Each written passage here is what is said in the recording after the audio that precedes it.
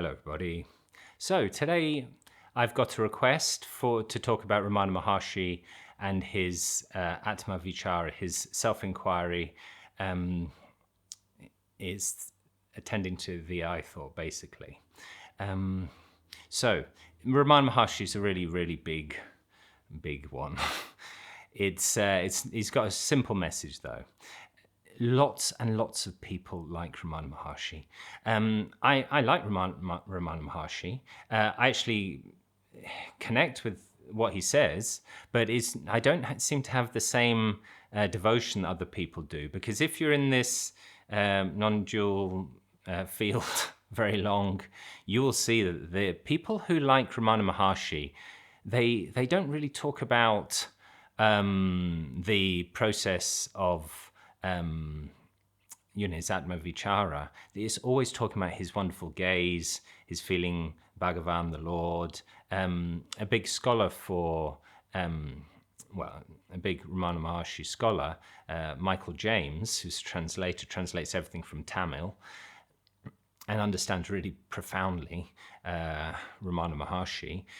He says that Ramana Maharshi he calls him Bhagavan, he calls him Lord, and he says Lord has decided that and it really is talking not as if it's a god. And he says that he's the incarnation of Shiva. This is what Michael James says.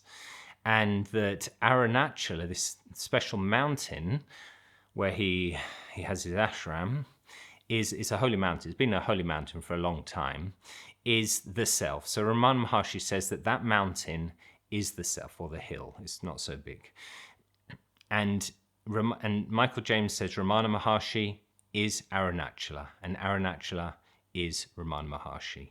So it gets very devotional. It's and it's not something I feel. I think maybe later, maybe if I mature more spiritually, maybe I'll get this call to him, but at the moment he seems very interesting. I like him.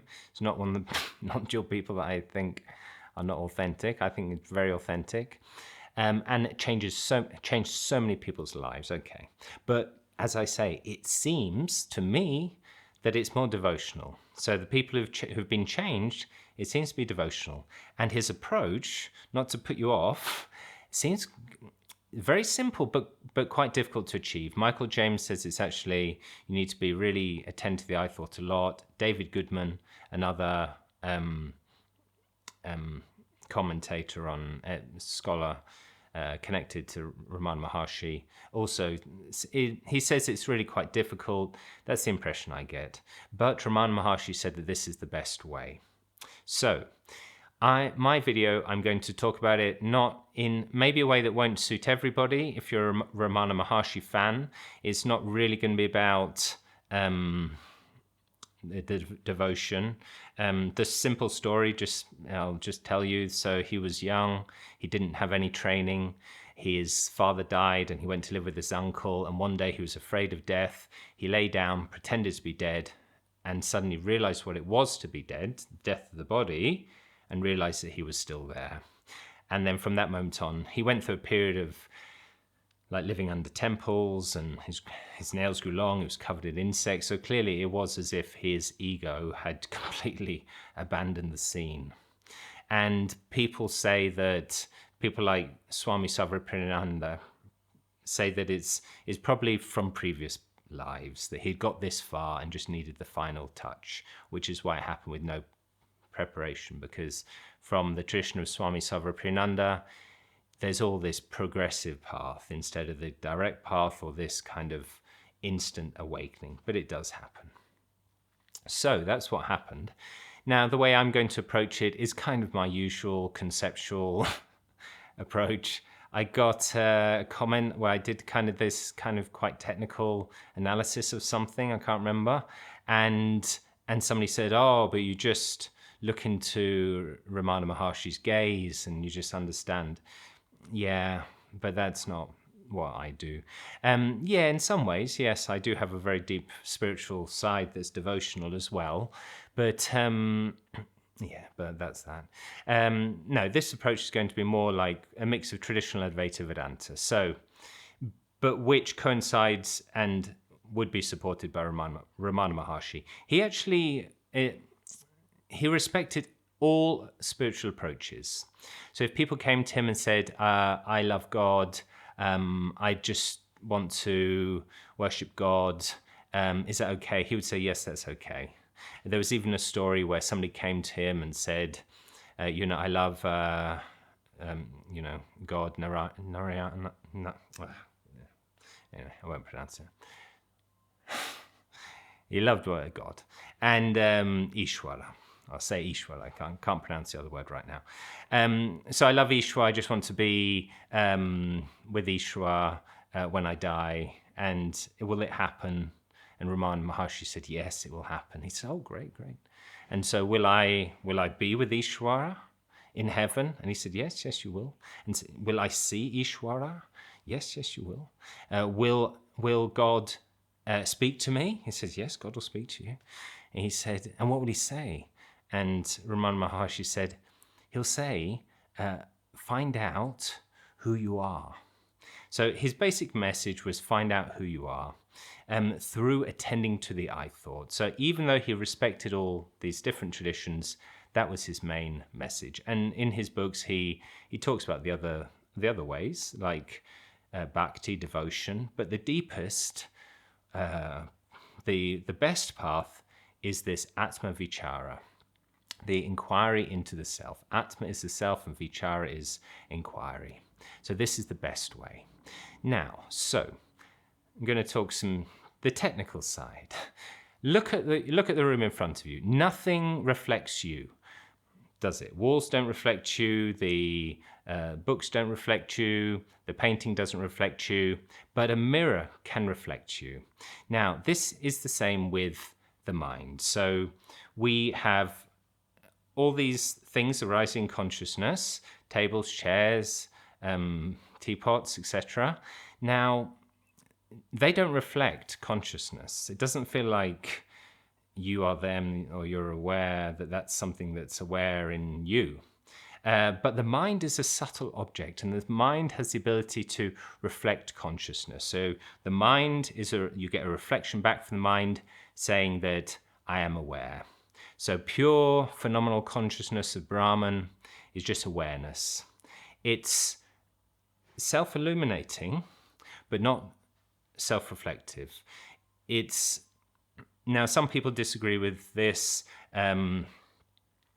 This reflected consciousness is called chidabasa, and that's the feeling of being aware of being aware.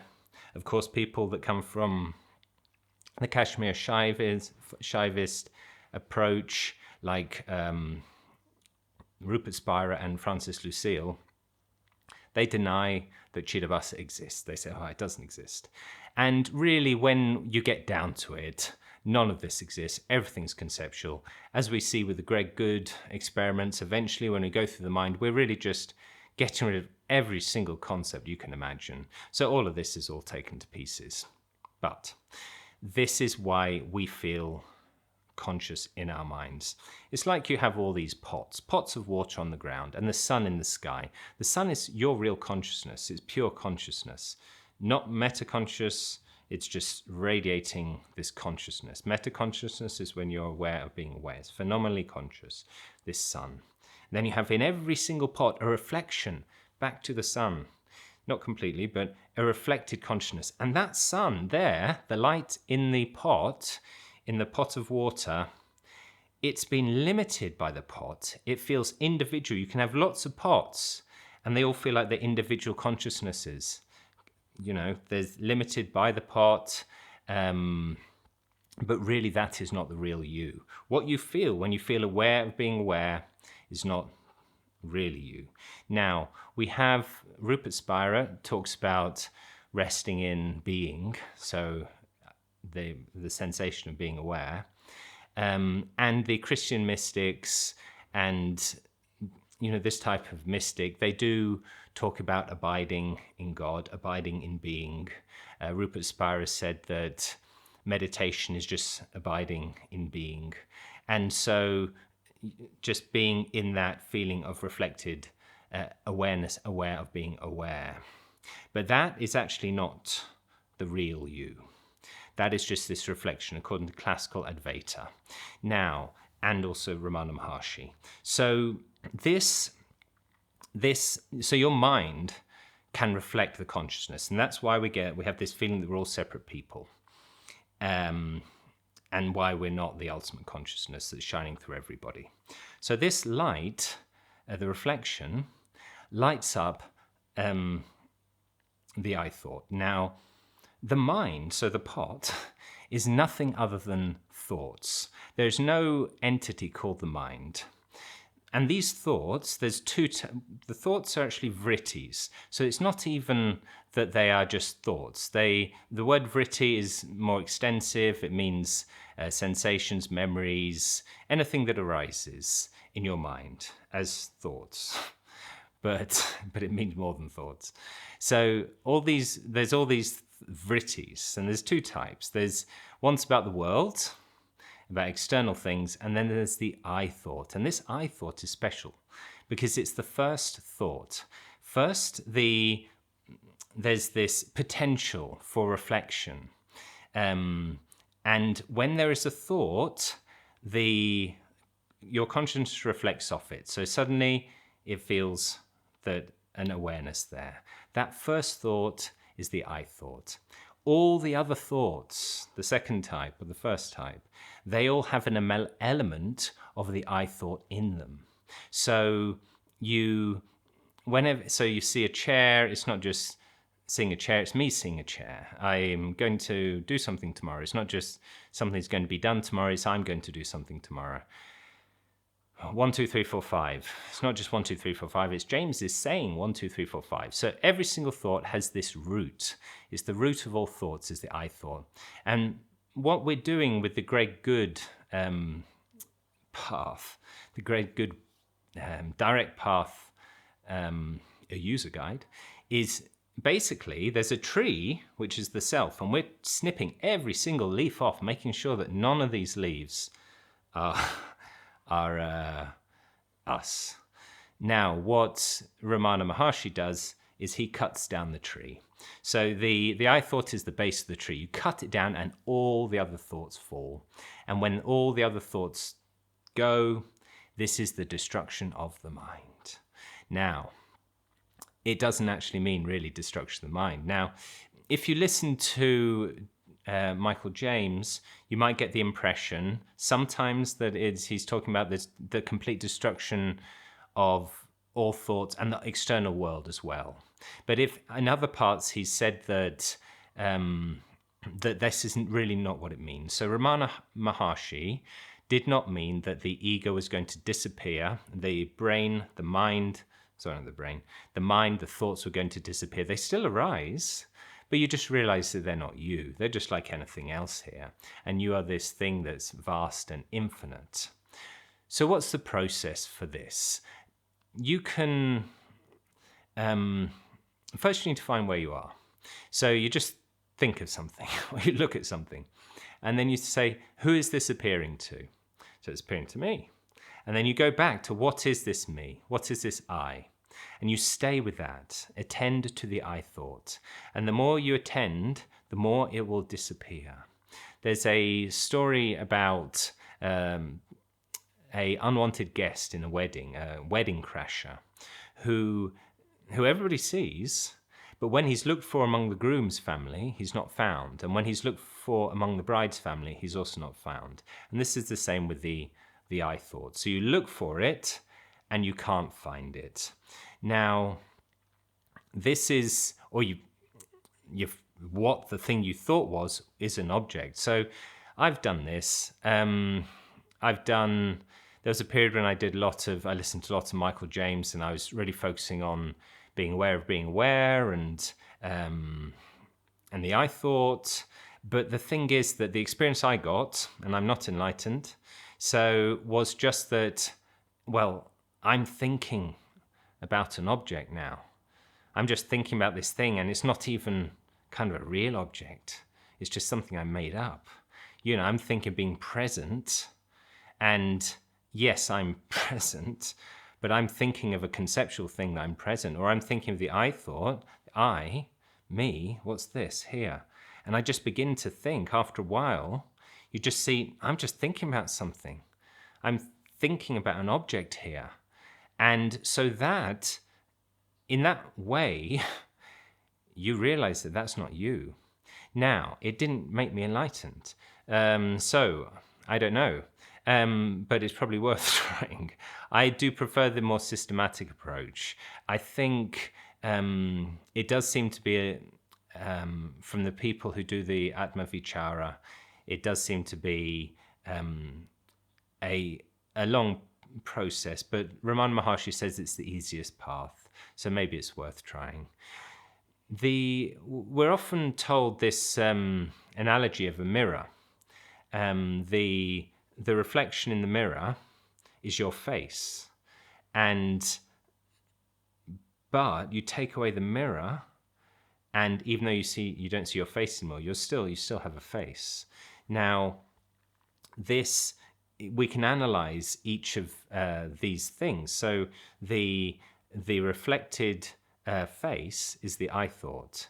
The mirror is the mind that is able to reflect. So every time you look at the mind, there is an I thought, because you're reflecting your consciousness back to it, from it. So we can analyze it in 3 different ways. So you say, what is the connection between the body and the I thought? Well, it's connected by karma. So whenever the body arises, there is the I thought with it, because of karma. And the karma, so the I thought's there, and you get a body depending on what karma you've got every time you're incarnated. Now, or reincarnated. Now, what's the connection between the I thought and the mirror? Now, the word that they use is natural. It's just natural. Every time there is thought, it reflects the I thought. So every time you have a mirror, you see a reflected face in it. So it's natural that this arises. Now, the third analysis is, what is the connection between the face in the mirror and your real face? And the answer is ignorance. There's no connection. That is not your face. That is a face in a mirror. You're over here. It's just glass. It's not really you. So that's what we're doing here. We're looking at tracing the I thought back, abiding with the I thought, staying with the I thought, for the purpose of it dissolving, and what Ramana Maharshi calls the I being there, left bare. And that's what you really are. You are what is there when you take away your attachment to the body and the mind, the ego, and all of that. It's just your being, your presence, and you are unlimited, because you no longer have a limitation with the body. You're no longer limited by anything in the world, because you are the thing that observes the world.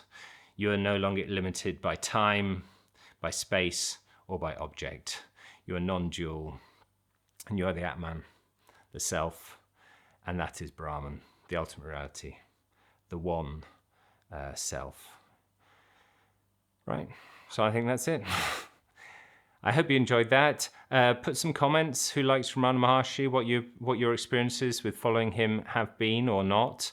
If not, why not? I have a personal feeling that probably as I mature, maybe I'll get this feeling that I'll get a calling to some kind of devotion. But right now, I don't feel it. I think that all forms of devotion come naturally, and they don't come from us unless you fake them. It comes naturally. You're invited to be a devotee. So that hasn't happened to me, but I respect him greatly. Thank you very much for watching. Goodbye.